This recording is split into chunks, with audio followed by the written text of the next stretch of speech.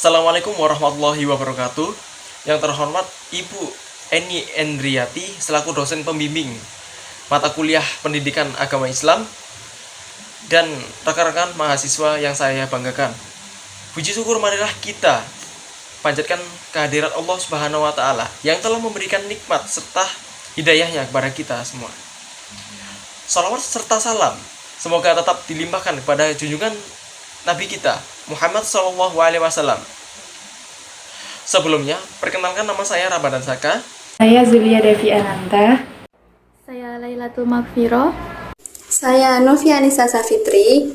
Saya Ahmad Karimullah. Dari kelompok 5 yang akan mempresentasikan tentang moderasi agama. Moderasi agama ada 6 pokok pembahasan. Yang pertama, makna moderasi beragama. 2. Agama Islam rahmatun lil alamin. 3. Ukhuwah Islamiyah dan ukhuwah insaniyah. 4. Batasan-batasan toleransi. 5. Kebersamaan dalam pluralitas beragama. Dan yang terakhir, pandangan Islam terhadap non-muslim. Yang pertama, makna moderasi beragama. Membahas tentang pengertian toleransi. Istilah toleransi berdasarkan dari bahasa Inggris, yaitu tolerance. Sedangkan dalam bahasa Arab disebut dengan istilah tasamuf, yang berarti bermurah hati atau tasahul yang bermakna permudah-mudahan.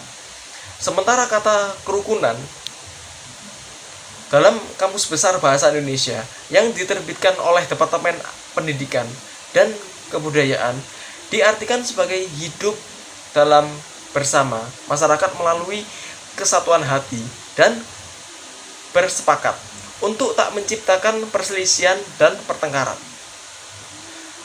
Kerukunan ialah suatu kata yang memiliki muatan makna damai dan baik. Yang kedua, agama Islam rahmatul lil alamin. Istilah Islam rahmatul lil alamin merupakan istilah yang bersumber dan tercantum dalam Al-Quran. Building is Islam. Allah Subhanahu wa taala langsung yang memberikan istilah tersebut untuk menyebut sebuah ajaran yang dibawakan oleh Nabi Muhammad yang akan berdampak positif, inklusif, komprehensif, dan holistik. Gagasan yang tidak memiliki kekurangan dan kelemahan, yaitu gagasan yang suci dan gagasan ilahiyah. Untuk materi yang kedua, saya akan menjelaskan mengenai perbedaan dari ukhuwah Islamiyah dan ukhuwah insaniyah. Yang pertama, ukhuwah Islamiyah. Ukhuwah Islamiyah adalah dua kata yang berjenis mausuf atau kata yang disifati, ukhuwah, dan sifat atau kata yang mensifati Islamiyah. Sehingga ukhuwah Islamiyah seharusnya dimaknai sebagai persaudaraan yang berdasarkan dengan nilai-nilai Islam. Sedangkan persaudaraan antar sesama umat Islam dinamakan dengan ukhuwah diniyah. Yang kedua adalah ukhuwah insaniyah. Yang dimaksud dengan ukhuwah insaniyah yaitu persaudaraan sesama umat manusia.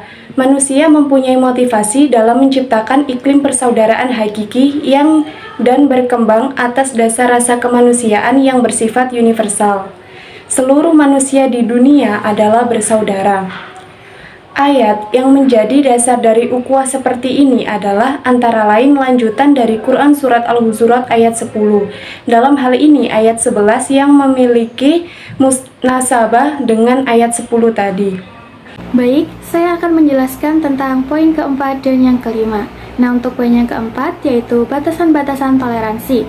Toleransi sendiri mengandung pengertian kesediaan menerima kenyataan pendapat yang berbeda-beda tentang kebenaran yang dianut, dapat menghargai keyakinan orang lain terhadap agama yang dipeluknya, serta memberi kebebasan untuk menjalankan apa yang dianutnya dengan tidak sinkretisme dan bukan pada prinsip agama yang dianutnya.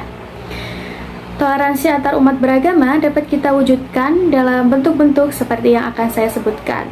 Nah, untuk yang pertama yaitu saling menghormati antara satu dengan yang lainnya. Dan yang kedua, memberi kebebasan kepada pemeluk agama lain dalam menjalankan ibadah sesuai dengan agama dan kepercayaannya. Yang ketiga, tolong-menolong dalam kehidupan masyarakat.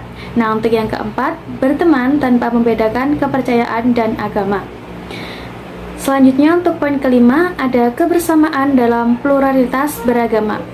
Pluralisme agama adalah bahwa setiap pemeluk agama dituntut bukan hanya mengakui keberadaan dan hak agama lain, tetapi terlibat dalam usaha memahami perbedaan dan persamaan guna tercapainya kerukunan dalam kebinekaan. Pluralisme merupakan tantangan bagi agama-agama, sehingga menjadi penting artinya dilakukan pencarian titik temu agama-agama.